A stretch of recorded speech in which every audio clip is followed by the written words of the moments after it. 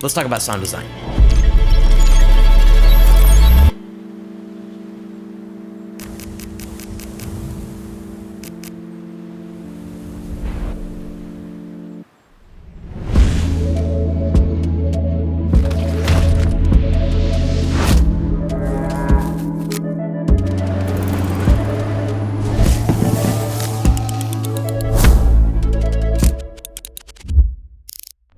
I'm going to show my exact process for sound designing that sequence later, including actually finding and picking the sounds. But to properly understand the thought process, and this is key, there are some foundations we need to cover. Take a step back and think on what the ultimate goal of telling a story is. It's to immerse someone into the world you're creating, right? Well, imagine taking someone to Disneyland and making them wear earplugs the entire time. It'd be kind of weird. When we're creating our stories, why deprive our viewer of one of their senses? Out of those 5 senses that everyone has, taste, touch, smell, sight, and hearing, we have access to 2 of those through this medium. Those 2 are taste and smell. Kidding, of course it's sight and hearing. Singling in on hearing, putting the philosophy of sight aside for this video, let's take a macro look at what we can do with sound. Looking at any timeline, we have 3 main elements to work with: music, dialogue, and sound effects. This might seem obvious, but it's important to establish our foundation so we know what we're working with. All 3 directly influence each other as they all play roles in both setting the tone and storytelling. I want to clarify before I dive into further analogies that everything I say is only my approach and what I found to work best for me. I don't want you to think that this is the only way, and I'm sure some more classically trained sound engineers might have a different approach. That is completely okay. With that said, let's get into what I call the building blocks of any edit. Every viewer has a set amount of attention at any given moment. We can visualize this as a simple box that is up to us to fill. It's our job to decide how full this box is with a mix of both visuals and audio, and any good edit will have an ebb and flow of the 2. Within the audio part of this box, we split it into what I already mentioned: music, dialogue, and sound effects. The problem with this is that it doesn't really show the full landscape of what audio can be. These are just categories, but audio is a spectrum, right? And every element we drop into the timeline falls into different sections of this spectrum. So we can utilize both approaches in order to balance our decision making as we edit. That's fairly abstract, so let me give a couple concrete examples. If we take a scene where I'm talking to the camera, like this one, dialogue is the most important without a doubt. If you can't hear me, then the entire message is lost. So using the first method, we can set dialogue as our top priority. Personally, I like underscoring my voice with music to help carry momentum and dictate the tone I'm going for. In this case, that would make music secondary on our priority list. That doesn't mean it's not essential, but if we weigh removing the music or removing my dialogue, one has much more of an impact than the other. So we have clear primary and secondary priorities set, but there's still room for accenting elements, and this is where sound design can absolutely make an edit shine. Remember the priority level. In this specific scene, sound effects are not the main focus. Its only purpose is to elevate the other parts of the edit. In other words, I don't want to sound design so heavily that I accidentally pull you away from my point. What about a different type of project? Like something a bit more artistic that doesn't necessarily benefit from just prioritizing categories. Well, taking the audio spectrum approach I mentioned earlier might be a better starting point.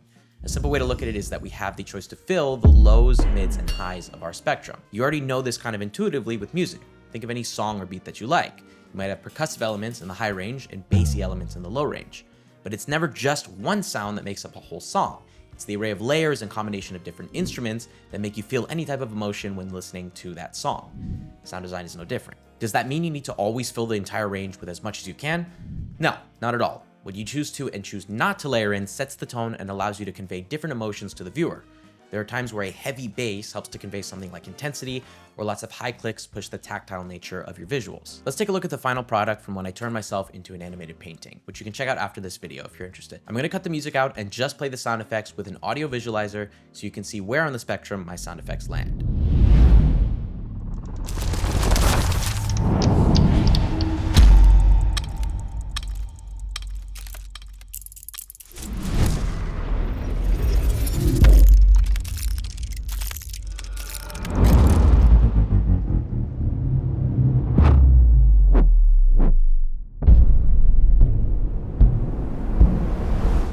As you can see, as an artistic choice, I decided to layer more heavily in the low ends to make the world feel a bit heavier. But that doesn't mean I neglected the mids and highs at all. It's just a balance going back and forth using the visuals as an anchor. It's important to mention here that a lot of times it's an ambiguous choice that we as editors and sound designers have to make.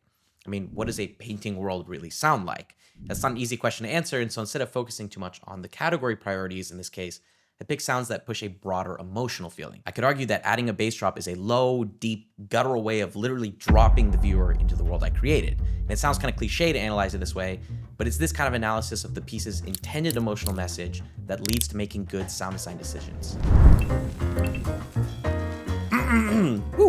Before getting to how I actually sound design the intro, Let's talk some mistakes that I see quite often. The first is not using quality audio. Having access to properly recorded sound effects and well-composed music makes a world of a difference. Without this as a foundation, it's like trying to cook a high-end meal with rotten ingredients. What you get out is only as good as what you put in. This is a good time to mention that this video is sponsored by Artlist. But before you skip this section, hear me out as to why I chose them. Having tried out different sound libraries over the years, the only one I felt kept up with my workflow was Artlist. I was only willing to accept them sponsoring this video because it's what I've genuinely used for years. Having nearly endless choices for both music and sound effects is only half the puzzle. Like I mentioned, the quality of what you put in is essential, and Artlist maintains their library with what I believe matches the highest standards. Being able to browse through everything, knowing I don't have to worry about compromising, has changed how I approach projects entirely. It feels like my own sandbox where I can mix and match elements without feeling limited. Naturally, all the music and sounds in this video is from Artlist. I even made a collection in my profile of all the individual assets I use, so that after you sign up with my link, you can browse through and download everything for yourself. There are several different plans depending on your creative needs, all protecting you from any copyright issues you might otherwise run into. If you use my link to sign up for an annual plan, not only do you support me, but you also get 2 months for free, and of course you can check out and download from that sound collection I made. The next mistake I see quite often is not layering enough. This ties back to what I mentioned earlier about songs and beats. It's really hard to convey a whole world of audio with just a single effect. Here's my timelines for both the painting video you saw earlier, as well as the final product from my match cut sticker video. Layering is a way to get sounds that don't exist yet. This doesn't mean you always need to layer. For example, sometimes singular sounds are plenty, like a whoosh to sync with a zoom in, or an explosion to match a visual like this. Remember that it's always context dependent. Like I spoke about earlier, sometimes sound plays an accenting role, not a primary or secondary role. The next mistake I see a lot of is sounds mixed too loud. There's so many videos where I've seen someone drop a bell-ding sound effect into their timeline and just called it a day. Being conscious to lower your mixes with your priorities in mind can save an entire video.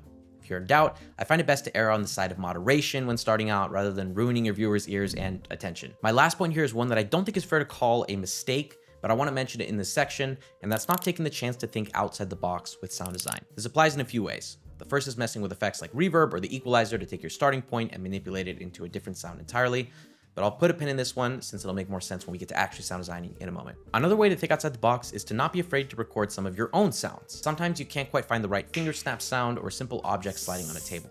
Combining this with a high quality sound library can get you over pretty much any gap you might run into. Finally, what I think is the most important thing for thinking outside the box is using unrelated sounds from your visuals to convey the emotional message.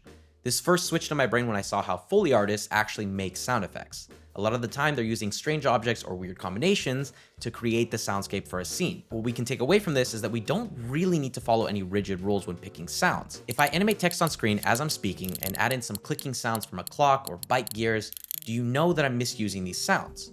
No, and I would argue that I'm not misusing them, I'm just using them in a non-literal way. Remember, your viewer isn't seeing a layer stack of sounds in the timeline, they're experiencing a stream of audio and visuals filling their attention box. Take advantage of that mystery. Okay, let's get right into some sound designing here. So I'm in Resolve, but before we even jump into actually adding sounds, I want to point out that it doesn't really matter what application you use in this case. As long as it's not After Effects that you're sound designing in, you could be using Premiere, Resolve, Final Cut. If you're a little more advanced, you could be using something like Pro Tools or Adobe Audition. But for this case, what I want to focus on is more the decision making, less the technical side. So it should apply across the board. I'm going to skip the intro for now and wait to work on that at a later point. What I want to start with is the pink section, the sky section. And before we even start picking sounds, I do want to point out here that a lot of tension is already being built up from the music here. The music is already setting up a lot of tension, and then we get this release when the music switches at this part. So yeah, let's start with that. And let's just start by searching up something like Soft Wind and play through a few of these. I like this one. This is a good one. No, I don't like the rain in this one. Okay, I like the heavier wind in this one. I think this will be a nice option that we could play around with. Oh, I really like this one. This one feels a little bit more like the visuals. Okay, I think that's probably a good starting point. Get a few options going from this one search. Let's actually start organizing as well. So in my file explorer here, I have a folder for sound effects, and I'm gonna make subfolders in it, sort of like buckets, to organize as I'm sound designing, because I will start to download quite a few sounds, and then you can start getting lost in what's what with all the naming. So I'm going to drag the wind folder over here on the left onto sound effects, and it'll create the folder as well as drop in the 4 here. So I think I'm going to start with the last one, the one I like the most, and I'm going to just drop this into a new audio layer.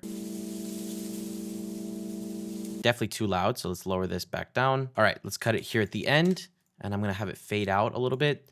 So we're already establishing a little bit of a foundation here on the sound. Let's also take out a little bit of those high ends. I think it's distracting from the actual music. So I'm gonna go over here to the equalizer just on this layer, and I'm gonna turn on band 4 and take out the high ends. So this is curving off the high ends here, and let's take a listen. So it's definitely more muffled. I think something like that is nice. Let's also make it a little bit quieter because I might want to try layering in one of the other winds. We're gonna make a new kind of wind with 2 wind layers. I'm gonna try the first one, drag it into a new audio layer here and trim it in at the same length. Let's do a fade out as well here. And let's give this a listen. I think that's nice. And let's hear the difference if we disable one of them. When we put them together, I think it makes a nice combined wind sound. What I also want to do here is there's a shot right here, the shakiness. I think I want to accentuate this spot with a little bit extra wind. Like if we're imagining shaking the camera, how I got this shot, it would be a little bit extra windy on the mic, right? So I think what I want to do is let's add a little bit extra wind just on the duration of this clip. So I'm gonna bring in here the loudest wind that we have, short in and out point on a random spot, and just drag this in. And now if we press play, that adds a little bit of extra shakiness, kind of breaks up the edit a little bit. Definitely want to lower the sound and muffle it a little bit. So we're going to turn on the equalizer and pull over band 4. Yeah. And right now it's a little odd because it's the only jump sound there. But when we add in some of these other sounds, it'll definitely marry into the visuals a lot better. Let's do that now. Let's go find a clicking noise, like a shutter or something to make these jumps a little bit more tactile. I want to really feel like tick, tick, tick, tick, tick, you know, like as it's going through the clips. So in Artlist, I'm going to do camera shutter and let's just start listening through. No. That's a pretty good one. I'm going to download this one. There's some nice clicks in this one. I like the options. So let's download this as well. No, too soft, too digital. I'm really going for a retro film feel, so a little bit more mechanical than digital. I actually think the couple options we got are pretty good. So I made a clicks folder because this is where any extra clicks are gonna go if I find some later. I'm gonna drag this clicks folder into the sound effects section and let's start working with these. Let's go into the longer one that had a few more options. I'm gonna bring this in right here. So we have one of our clicks. So I like the click, but I think it actually takes too long. I want it to be a very fast click. What I'm gonna do here is actually, I'm gonna bring up the speed and I'm gonna just make it twice as fast, something like that. So it takes up less time. And let's press play. Maybe take off the pitch correction. I think that might be good. Let's try making some duplicates here and dragging them to line up with the cuts. I spaced them out and lowered the volume a little bit because they were a little bit loud. So let's play through.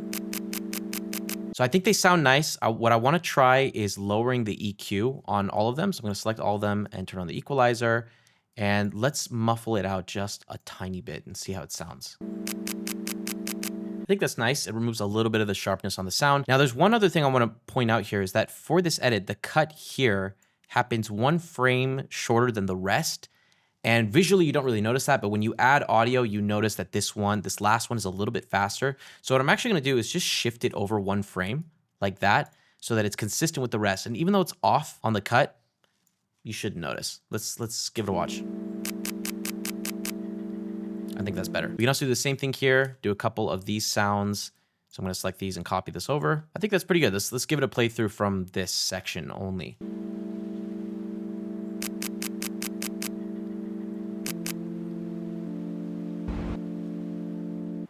The next thing I want to do is add in some whooshes into this. I think that might help carry the momentum, and especially here at the end when we go over to the plane, I definitely want this to be a whoosh, as well as maybe right here, a little bit of wind build up with the whoosh into our shaky shot. Opening up Artlist again, I'm just going to type in whoosh, and there are so many on here. So let's just start listening through. Like this one, classic one right there. So sounds like this are really nice for a different kind of project, something that's a little bit more intense. I don't think that this would fit in this project.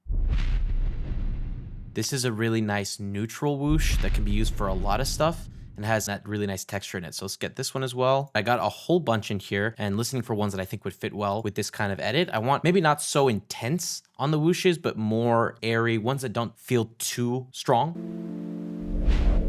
I think that's nice. It adds a little bit of anticipation and adds a little bit more airiness to that sort of wind sound that we had before. Doing another pass through here, I did a little bit more sound designing on the quick cut section. Basically what I did here is I zoom in. These are the wind sound from before, one of the wind sounds from before.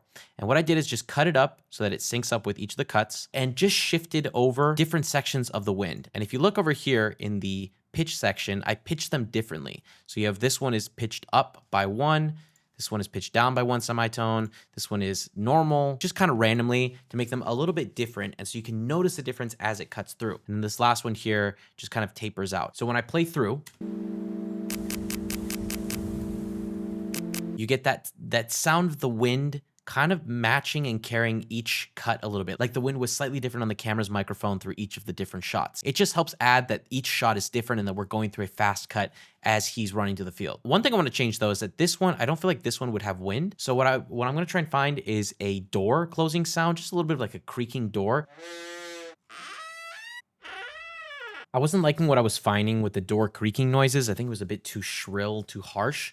But I found one that was part of a collection called Abandoned Doors Volume 1. So I've just been browsing through and we only needed a tiny little section. And I like this one here, just the beginning of that. So I'm going to download this. We're going to use this for the door creak. For organization, I made an other folder for just kind of miscellaneous random sounds that don't fit into one of the main buckets. This is just kind of like a good catch-all for random things like a door creak. Okay, I added in the door sound right here. Little fade in, fade out.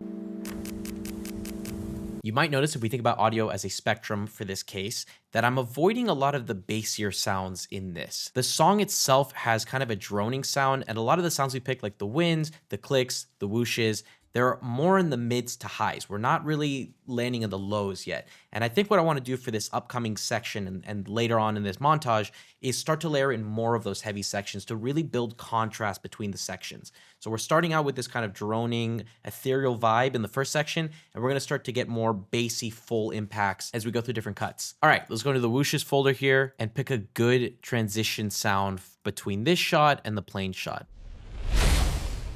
I like this one. It sounds a little bit like a plane taking off. The beginning part here, as the camera starts to move and get faster into this transition, we build a little bit of anticipation here, which is really nice, especially for transitioning. Anticipation like this with risers or whooshes helps link together different sections. So having the beginning part of that whoosh build into the next shot as it hits right here on this transition, we get a really nice merging of the two scenes. I think what I'm also going to do is change the speed to be a little bit slower and turn off the pitch correction because I want it to last a little bit longer. And also since we're making it slower, it'll make it a little bit lower of a whoosh. I want to add a little bit more depth to it. So I'm going to grab this other whoosh that we downloaded earlier and just layer it in on the same spot. We could also organize these layers a little bit, doing a little bit of cleanup now these whooshes are together.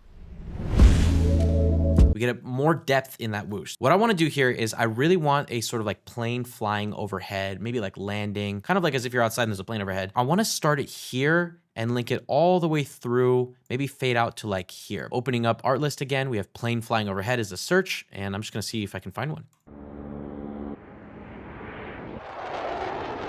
What I think I want more of is like the airport sound rather than like a plane right over our head. So let's go airport plane landing. This one's perfect. I love this one. I brought it into a planes folder and let's bring this in. Let's put this right at the beginning here. Yeah, so have it end something like here. Just cut it off there and then just have this fade out. But we're also having the fade out of this shot extend over these other shots helps tie them together even more. Like we're letting it ring out as we're moving on to the next set of shots. I think I want to fade it in a little bit. I think it's a bit strong. Okay, this next section right here after the plane, I definitely want some like luggage rustling or maybe like a backpack rustling sound, maybe a conveyor belt sound. I don't know if that would work. And then definitely an impact right here. When the luggage hits the side and we get this kind of camera shake, I definitely want like a metallic impact to really sell this. So I typed backpack rustling and the second sound I think is perfect. It's just a heavy rain jacket, but it totally works for this backpack luggage thing kind of falling down. It'll totally layer in well. And this is definitely a way of thinking outside the box with sound. Like we're using a heavy rain jacket sound for a luggage, right? Those don't go together, but at the end of the day, who really knows, right? Looking for the conveyor belt sound, I found a coal mining one, but there's a little section that I think is nice where it kind of kicks up. You can hear that kind of wind up. We don't need it to be super long since it's not that long in the actual edit. So I'm going to download this and we'll use this as the conveyor belt. I don't like it. I think it's just noisy. It just adds kind of a distraction away from the song. So I'm actually gonna get rid of it. It was worth a try. I always definitely recommend trying it out and seeing if it works. In this case, I don't think it worked, but we do still have this coat rustling sound that I wanna put on the luggage. So let's do that. So we have a little bit of that sound here. It needs more layers, something deep. We can have maybe like a low bass sound and then maybe a riser or something as we get into this. Whoa. Something like that is a bit too intense trailerish for this. I think in another case, it might work really well if I'm doing like a really intense bass drop, and finding a metal impact as well. Got a nice collection of impacts, both the metal and the low bass drops. I think that's nice. Let's also add one of those bass drops that I found. Adding just a couple more audio layers here, just so I can keep these kind of organized together. And just mixing them down. They're a bit too loud. Like that hit is a bit too aggressive. I think what would work really well here to kind of transition out of that impact is to add in a layer of that riser that I mentioned before, with that tension built up to this point where we can then release it with a whoosh. So I searched risers, but also added tonal to the search so that we get some more of like a tone type sound. I want to avoid too much a like suspenseful horror movie creepy one. I'm just trying to build up a little bit of anticipation here. You already know the drill by now. I made a new folder just for risers. So we got the 3 that I found so far. I like this kind of windy one. I think I'm going to try this one first. So right now it cuts off like that because I want to break that tension with an intense whoosh. One of the whooshes that I think we probably already have. So going into our whooshes folder here, I'm just going to browse through. I like this one actually, the first one I'm trying here. Let's play back from right here, from before the transition, because we haven't heard the whole thing yet. Hear the plane, that impact. Honestly, that's pretty much the workflow of how this goes. Just kind of testing out different sounds, trying to fill in different sections of the audio spectrum. So what I'm gonna do here now is finish sound designing this and then come back after and do a little breakdown of some of the decision making. I'm gonna do that now and I will be back. About an hour and a half later, and now I'm completed with the sound design. Let's go in order. Coming back to the intro, what I did is just added some clicks when the text shows up here. So you can see these clicks right here, as well as a whoosh when I come in and a whoosh when I go out. And then some more drama on this scene. All of these sounds here are just glitchy sounds to sync up with the different frames showing up right here. Let's talk about sound design. You hear the clicks right here. Let's talk about sound design. On the text really helps make it more tactile and emphasize the animation of the text, as well as the whooshing in and whooshing out helps transition in and out to the next scene.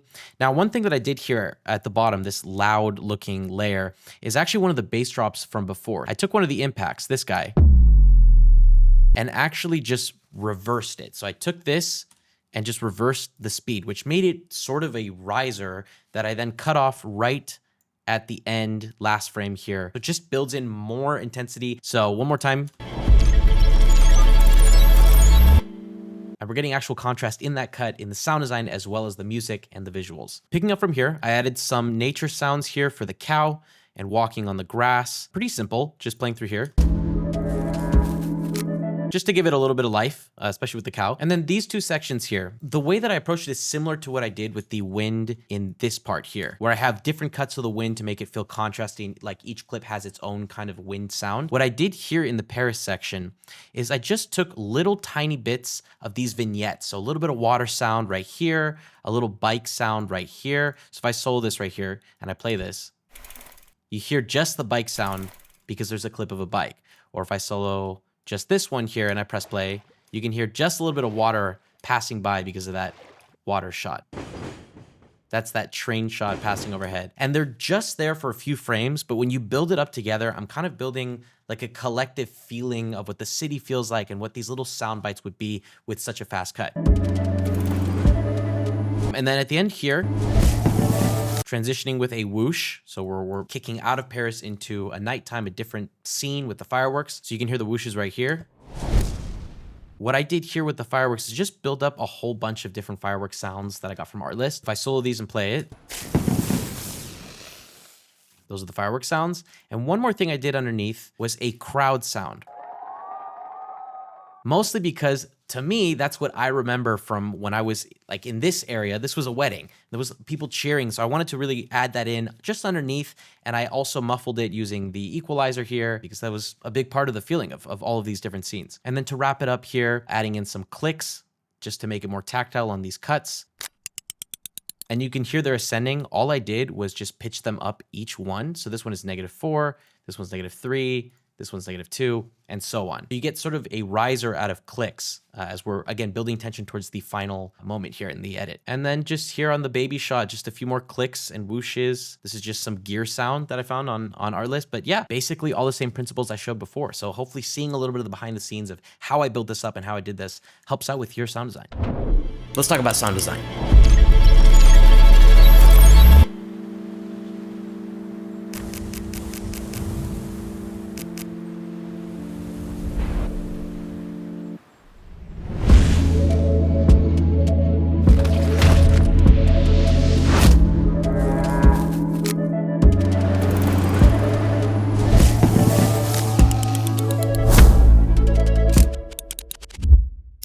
It takes a series of many small steps to improve any kind of storytelling ability. Videos like this are one such way to do that, but the path itself can feel winding and confusing as you try to navigate the right way.